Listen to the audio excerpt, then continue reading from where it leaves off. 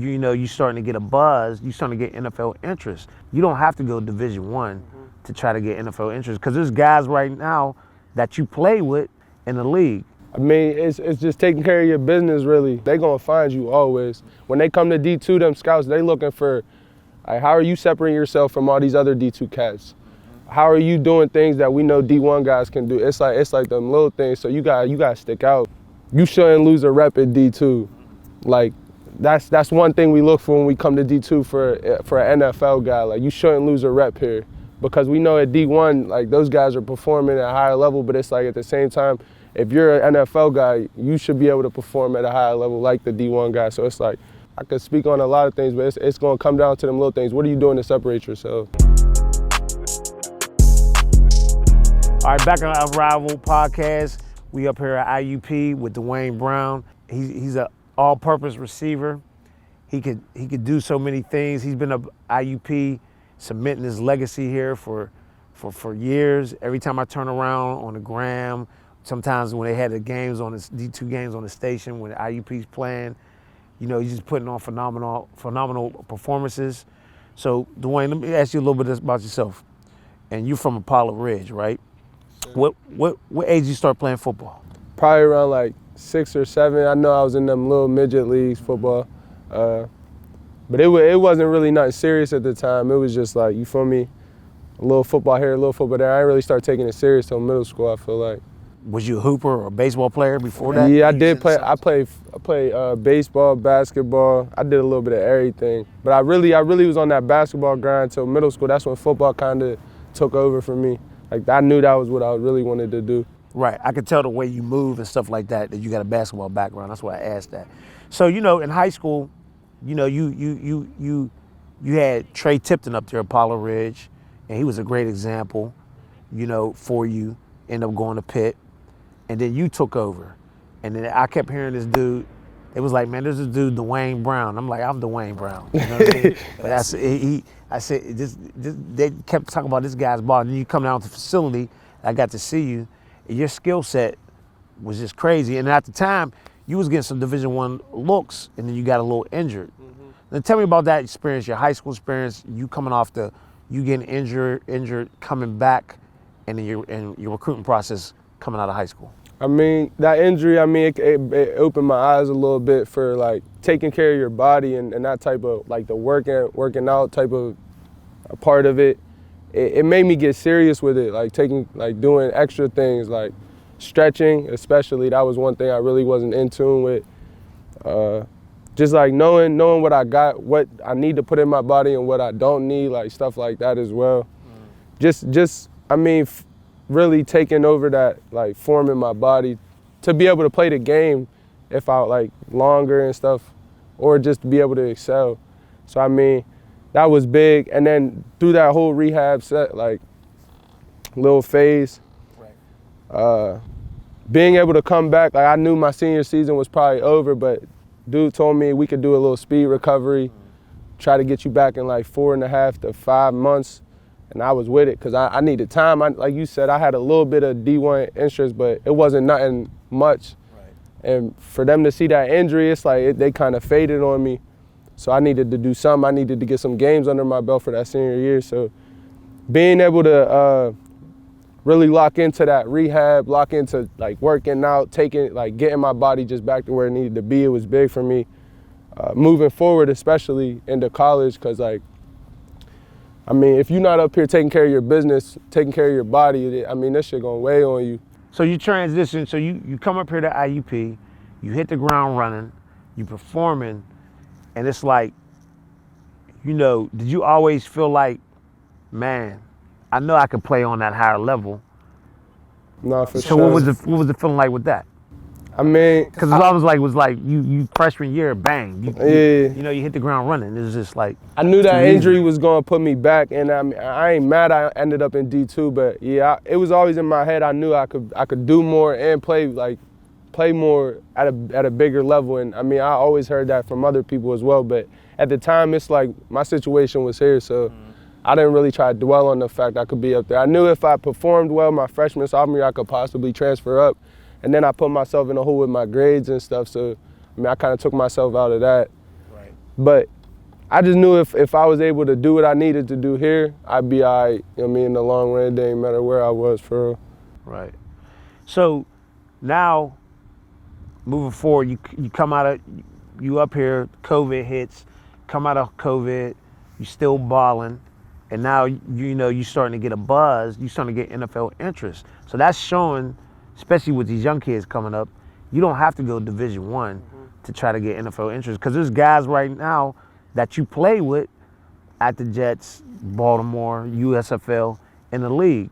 You know, tell these kids you could come to a Division II, have a great career. You know, tell them how that process is for you. I mean, it's just taking care of your business, really. As long as you handling what you got to handle, performing at your highest level, they're going to find you always. But it's about those little things as well. Like, when they come to D2, them scouts, they looking for, like, how are you separating yourself from all these other D2 cats? How are you doing things that we know D1 guys can do? It's like them little things. So you got to stick out. You got to perform at your highest level always. And it's like I said, them little things, like the one guy mentioned to me, it's like, you shouldn't lose a rep at D2. Like, that's one thing we look for when we come to D2 for an NFL guy. Like, you shouldn't lose a rep here, because we know at D1, like, those guys are performing at a higher level, but it's like, at the same time, if you're an NFL guy, you should be able to perform at a higher level like the D1 guy. So it's like, being here, down here, as long as you taking care of your business, performing at that high level, I mean, that's all they really looking for. Someone that's versatile as well, and someone that practices hard, like, that's going to do all, it's really all them little things. Like, I could speak on a lot of things, but it's going to come down to them little things. What are you doing to separate yourself? Right. So, I know you play running back, you play defensive back. So what was the switch like to the, because when I was hearing it, I'm like, hey, he's a running back. But Yeah. What was that switch to wide receiver?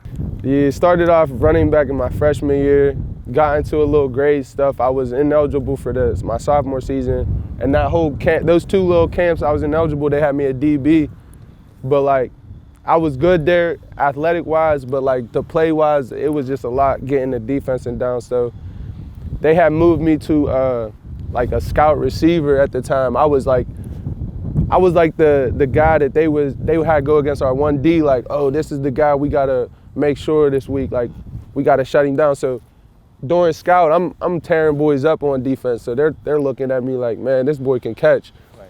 I did a couple one-on-ones at receiver that, I think it was like that spring camp or that fall camp going into the 2019 season. And I mean, it was over after a couple of those reps. I was just winning everything, so they was just messing with me at receiver. Camp came, I was flowing with the quarterback, the season came. Those first couple games, it just clicked. And then from there, I guess I just owned that little position right there. So what's it like you in practice against Darius Bruce? That's my young. You know, D. Bruce, you know, he city kid. Nah, yeah, he coming with all the hot stuff. Yeah. You know, what's that like? Nah, he talented for sure. Right. Especially how young he is, and I don't think people understand. Like, they threw him in there as a freshman, and that boy he's been going off ever since. So, but in practice we go again. I mean, it's back and forth, back and forth. We always making each other better. That's a lot of these young bulls down here. Cause you got McCaskill, yep. Him, we got a lot of them. Yeah, for sure. Yep. I mean, we all be going at it, and that's the thing about being here. Like, there's so much talent here. So in practice, it's like everybody's getting better no matter what, and it helps us in the long run for real. Cause when we see guys that's talented, like when they see talented receivers, they know they're not scared, shook, or none of that, because they know, I mean, what they got to do, or whenever it comes down to it, it's mano y mano, just make a play. Like, for me, it's good to see these guys too, because, I mean, D. Bruce, he's aggressive, like, with his hands off the line, press, all that type of stuff. So when I see stuff like that in the game, I'm used to it a little bit. Right, making you better. Yeah, like I said, just iron on iron. So we really just helping each other for real. Right, making you better. Yeah. So, you know, real quick, what is it like in Apollo Ridge? Because I ain't familiar with it. I just want to ask a question. What's it like growing up there? It was different for me, especially when I got over there. Like, so where you from, like? Vandergrift, PA. Vandergrift, okay. From there. Yeah. My people's moved out the way. Okay. And it was just me, my mom, and my grandma, and my little sisters. That's why we had moved to Apollo. We moved in with my grandma. Okay. But it was just different for me. Like, it was a very small school. I mean, my graduating class was like 70 cats. Right. So it was like, I wasn't used to all that stuff. Me and Trey being like the only guys over there really interested in this football stuff, like sports. And he from Hazelwood originally. Yeah, so it's like, it's different.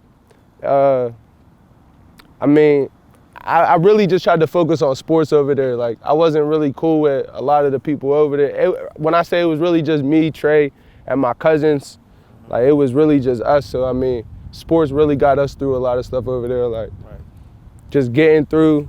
I mean, the talent, people don't understand. We weren't playing with, like, people who were trying to go to the, college and stuff. We're playing with, like, mechanics and farmers and stuff. Like, boy, they was not worried about football. So, like, we was doing everything we could with that team.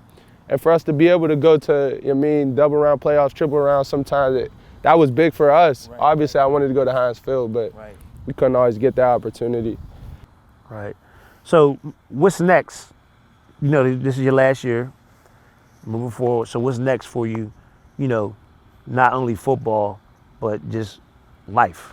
I mean, whatever opportunity comes my way, I'm really looking to extend my football career, obviously. But if that don't work out, just networking, staying open to any opportunity that comes my way. Would you go into coaching? I don't really want to coach until like later until I have to. But I mean, if that's something that I got to take over, I will. But I'm really trying to play as long as I can. Right. And then see what I can do off of that. Like, I mean, if coaching happens to be that, then I'll coach.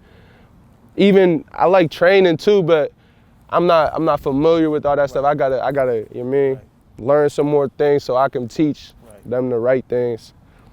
But yeah, football is really all I want to do right now. So I'm gonna see what I can do with that first. Right now, y'all rank number 18 in the country. Who y'all just beat? Y'all had a big one over. Just beat number 8 Slip. 8 Slip. Okay, beat number 8 Slip. And moving up, you think you got a chance for that national chip?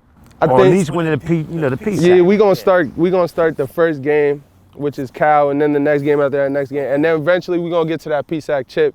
And then from there, obviously, the goal is the national championship. But yeah, I think we got a good chance as long as we're doing what we gotta do, taking care of our bodies and stuff. Because injuries, injuries become up big like later in them seasons. But I think as long as we're doing what we gotta do, executing, and not beating ourselves with like mental mistakes and all them type of things, I think we'll be all right. But yeah, we're just taking it game by game. So for right now. Yeah. So. I want to appreciate it, Duane. You know what I'm saying? It's funny saying somebody else's name, like my name, Duane Brown. You know what I mean? But sky's the limit for you, man. I've been watching you through this whole process. You definitely got a shot for the next level. You know what I mean? You should be at least in someone's camp next year. And then you'll know from there where it's going to take you. You make an NFL team. You got to keep grinding because it's a grind. Sure. I see it all the time. It's a grind. But sky's the limit to you. Best of luck for the rest of the season. Hopefully we see IUP number 1. Appreciate you. All right, 210. JD got the purple Adidas on. Where you get them ones at? Where you get them ones at? Yeah. You got the purple. You up here running the rock since the Catholic wasn't even with it. Yeah, that's crazy. Tell him he's toting that thing for real now.